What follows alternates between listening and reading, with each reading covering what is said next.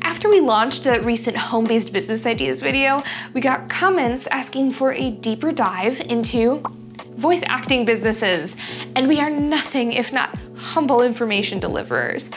So buckle up while we talk about one of 2021's hottest, quickest growing segments of the gig economy, and a business that I actually did myself. And I'm gonna spill all the beans. You asked for it. The multi-billion-dollar voiceover market is projected to grow 56% between 2021 and 2026. That is a mic-dropping figure. And North America has the most industry activity in the world, with almost 20% of the global voiceover market. The entertainment industry, and animation specifically, provide over half of the voiceover jobs. Within entertainment, there's another giant of an industry, games. Gaming is now a bigger industry in the US than movies and North American sports combined. And as the gaming industry continues to grow, so does its need for voice actors. In fact, gaming is exactly how I got into voice acting. Yes, me, with all of my mumbling and my mushy consonants. I don't know either. So if you're wondering if voiceover work is possible for you, it is. So who are the voice actors behind voiceover work? A lot of them are people like you and me who just jumped into an interesting opportunity. As a teenager, I was actually studying game design at technical school, and as a result, I got really into modifying some of my favorite games. And I was active in the online gaming and modding community, and I began to notice something. These mods other people were making were awesome, and all this work that was going into them was incredibly impressive, but more often than not, they were unvoiced. And that destroyed the world building that was being carefully created. And that was when I realized the critical role of a voiceover actor.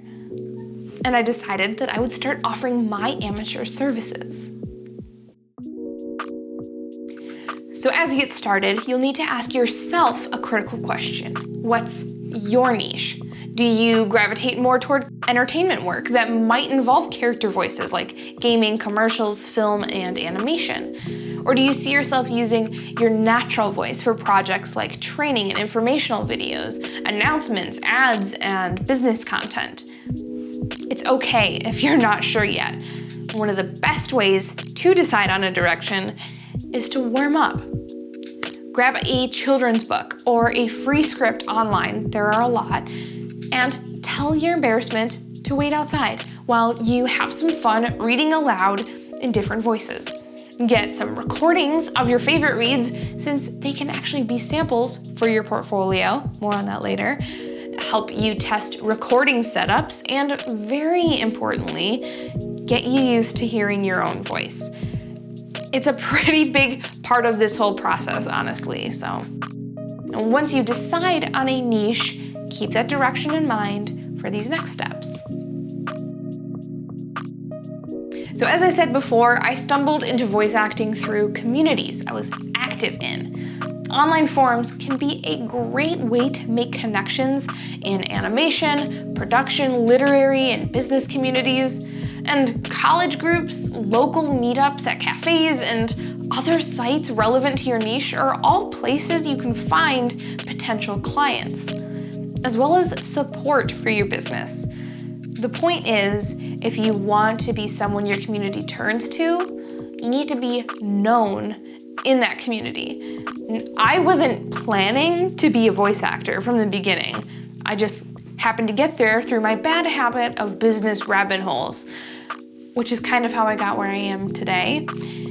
And if you ask the right questions, you may find out what some of these other business rabbit holes are. But you never know until you ask. So regardless, at the time, I just had reached out to somebody and I said, I can record some voices for you. And I just started with that. Of course, there's always the option of joining guilds and unions and getting an agent, but you may not have much control.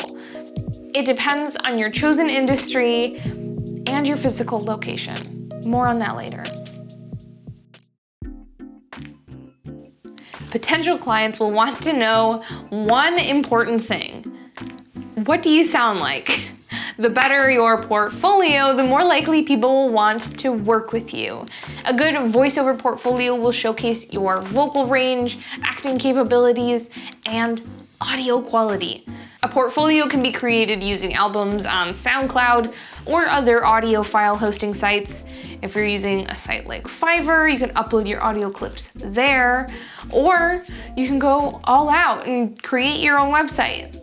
And while it may feel counterintuitive, volunteering to do voiceover work while you're getting started can be a great investment specifically for this important portfolio. If you want to do ads, you can even download stock footage and make your own mock commercials. If you're not operating out of a rented studio, a co-working space, or doing recordings on client equipment, you're gonna need a home audio setup. And thanks to the boom in podcasts and live streaming, professional level microphones can be found for under $100, which is about as modest of a business investment as you can hope for.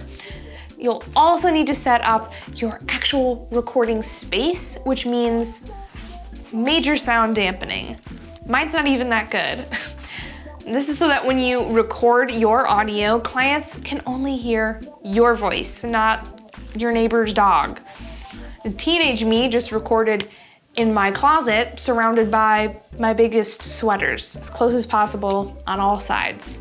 So you've got that option. Of course, there are dampening panels you can buy online, but read reviews because they range widely in actual effectiveness. DIY Perks here on YouTube, we love him, has a video about making sound absorption panels for home studios out of old towels. And they actually work better than professional options. So do that.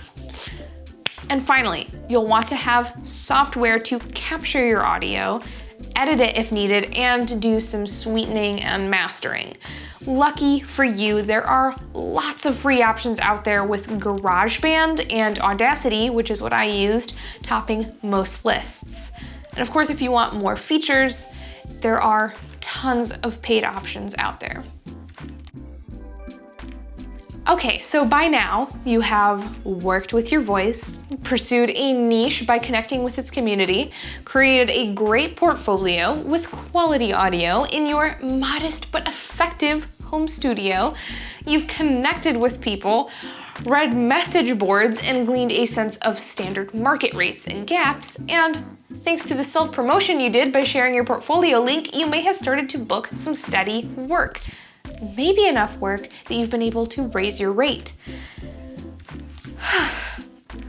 I'm so proud of you. But what next? What happens now? Make it formal.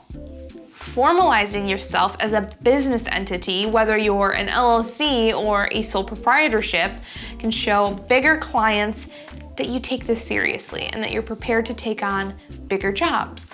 And if you want to learn more about these options, you can check out our guides on howtostartanllc.com, or we also have some videos that explain the differences between these two.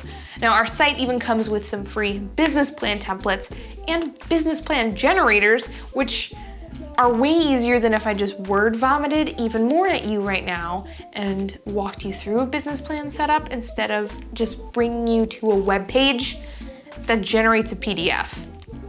Trust me on this one, okay? Bonus round. As you're getting started, a site like Fiverr can be a key way to enter the marketplace and to build clients. Here at TRUiC, we've actually really liked using Fiverr. It's an efficient and effective way to see an actor's voiceover work at a glance and be able to talk to them directly. At the same time, joining an agency offers some benefits. For a fee, the agency finds work for you, potentially with higher paying, more prestigious clients. Just remember, the more prestigious the agency's clients are, the more competitive it is to be represented by them. meaning you'll need a really good portfolio. But while an agency is typically needed to be considered for network television, film, and syndicated series work, there is a huge and growing need for voiceover work from a lot of people who are outside of the agent-client model, and they want to go directly to you. And here at TRUiC, we have our own fancy sound booth that is expensive and difficult to move, but it's where we record most of our audio in-house using employees in the office. But for some of our voiceover needs, we still hire typically through sites like Fiverr or build relationships with individual actors.